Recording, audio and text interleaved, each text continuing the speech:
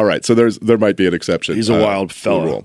No, but so you said, so in 1947, and this is like right in the aftermath of World War II, and the British Empire was basically crumbling, and they had been ruling the territory of Palestine under a mandate, and so they basically washed their hands of the situation. There had been issues for years already, and they kicked it over to the United Nations.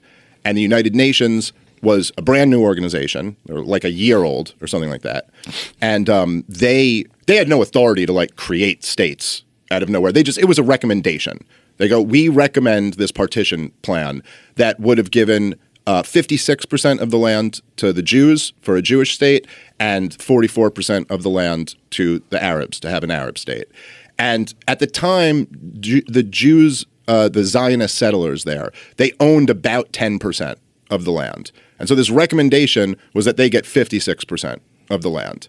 And so immediately the Zionist settlers accepted.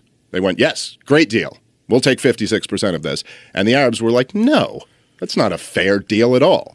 And then pretty immediately after that, there's a great book by Sheldon Richmond called Coming to Palestine, if you're interested in the topic and you want to see it. But immediately after that, a bunch of essentially like Zionist militias started kicking Arabs off of the land. Like, hey, the UN said this part's ours. And like first a civil war broke out. And in this process, hundreds of thousands. I mean, between 1947 and 1948, the total number is around 750,000 Arabs who were forced out or fled. And then in 1948, Israel declared independence. And then after Israel won the war, they seized about 80% of the land. So they were offered 54% or recommended 54%. They won a war, and then they just took 80% of it. And then in 1967, so this is in 1948, then, but at that point, at the end of the war, the portion that is the Palestinian territories today, that was the West Bank and East Jerusalem, that was controlled by Jordan, and Gaza was controlled by Egypt. And then in 1967, Israel launched a preemptive war, and they won again. And then they just took 100% of it. And then they just took control of the West Bank, all of Jerusalem, and Gaza. And they've had it ever since. Jeez. They won a war in 1967, and they've occupied these territories ever since. And the Palestinians in these areas they just have no rights. They have no natural rights. They're just nothing. Like they are the government of Israel. For most of the time, they were literally occupying it with the IDF, like not worse than martial law, because it's like a foreign military, like foreign occupation.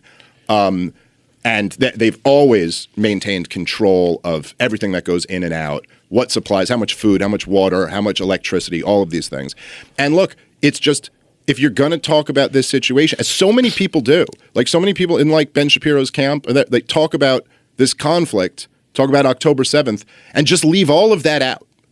And if you do that, you're just not really having a conversation about what's going on here. You know what I mean? Like you can never really like grapple with the situation if you don't at least acknowledge that this is what's going on. And then they just get sucked into like the dumb George W. Bush, they hate us for our freedom and, all that. And you're either with us or you're with the terrorists. It's the same mentality of that. You're either against Hamas or you're, for Hamas or something like that, which is pretty stupid.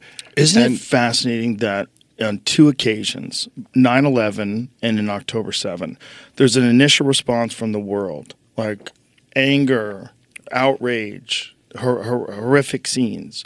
And then because of the attack and the response to the attack, then most young people now, like when I was in New York City 2 weeks ago for the UFC and there was the Free Palestine March, it's wild, dude. I mean, the fucking streets were filled with people. It looked very organized.